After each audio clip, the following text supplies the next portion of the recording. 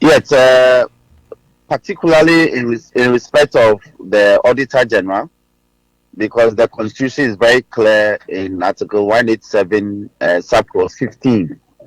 It's only Parliament that has the power to appoint an independent auditor to scrutinize the accounts of the Auditor General. And the board of the Audit Service has no such power.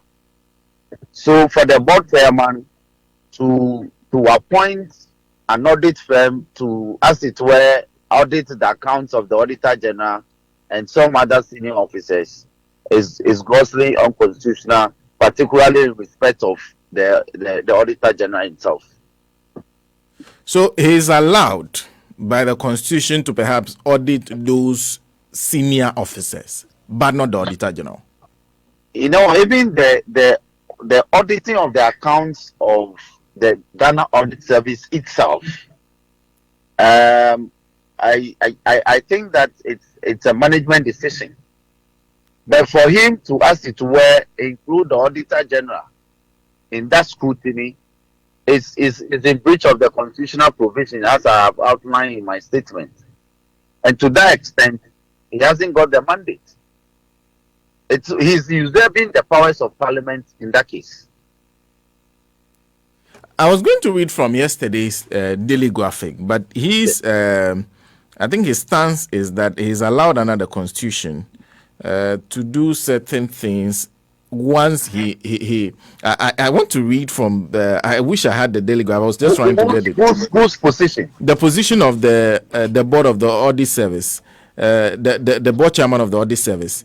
He is of the opinion that he's allowed to do this under the Constitution. I'm trying to find it. Under which provision of the Constitution? Well, that's what I'm trying to find. So, because I just wanted to read the portion where he was referring to. But do you find anything in the Constitution that allows him to do this?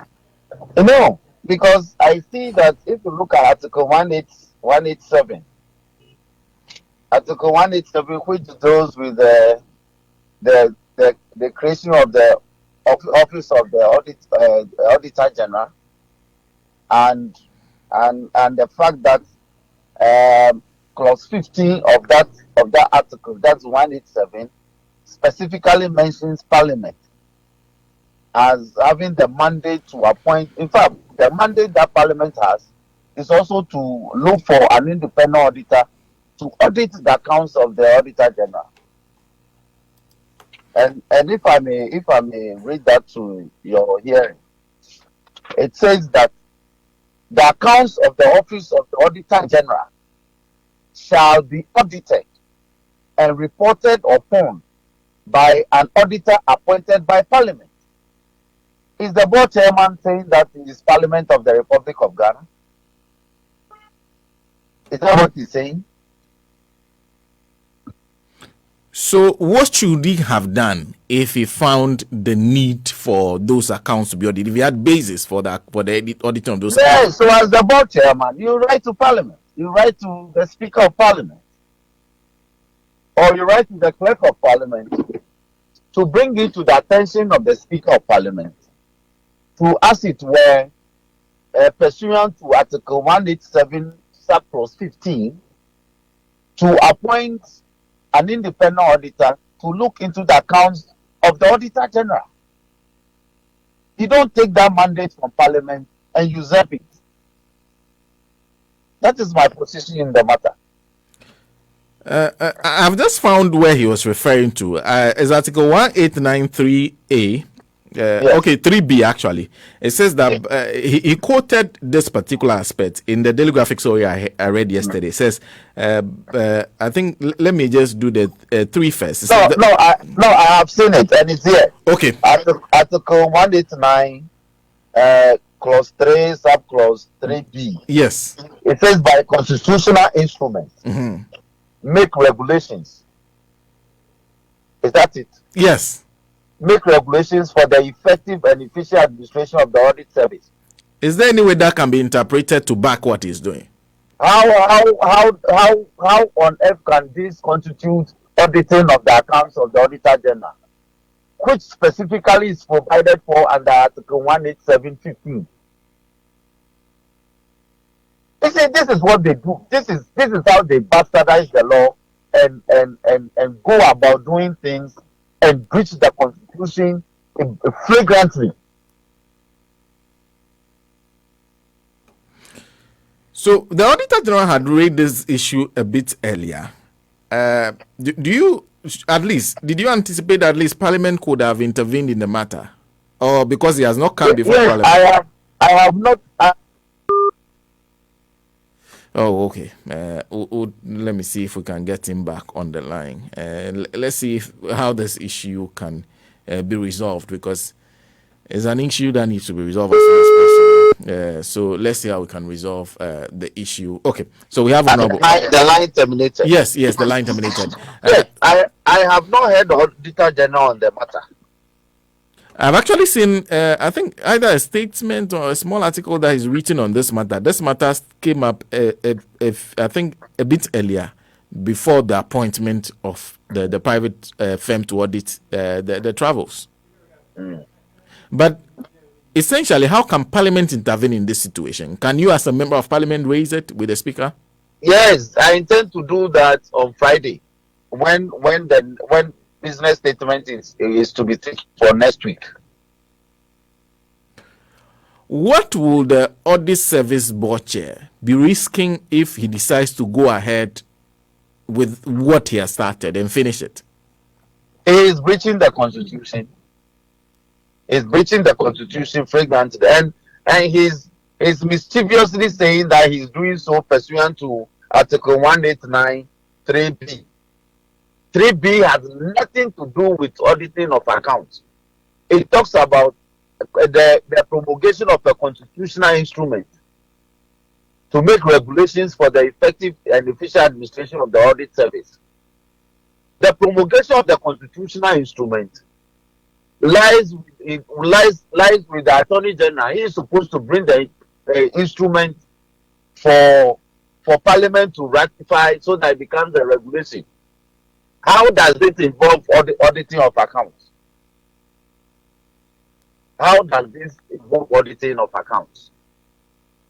In any case, if you want to say that, for instance, if you look at Article 1892, that is the appointment of officers and other employees in the audit service, other than the Auditor General, shall be made by the Audit Service Board, which is the chairman, acting in consultation with the Public Services Commission.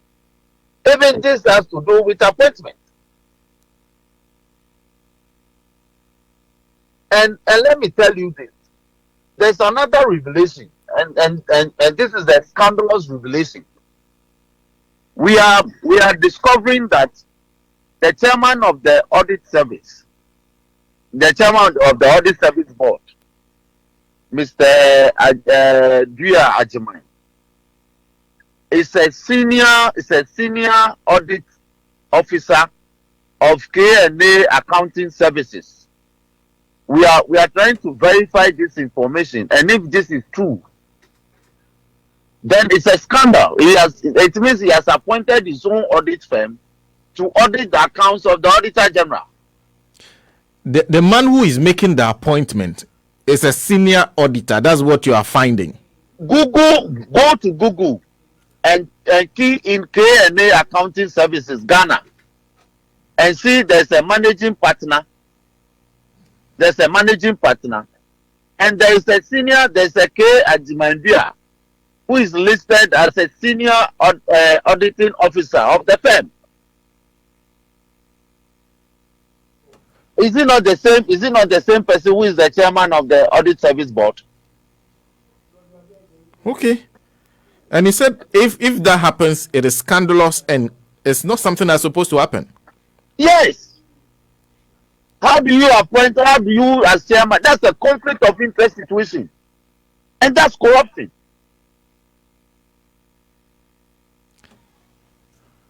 You go as chairman, you go and appoint your firm at great cost to the nation to come and undertake an illegality, an act that you don't. First of all, you don't have the power to do, and yet when you want to risk it, you go and take your own firm to come and engage in that.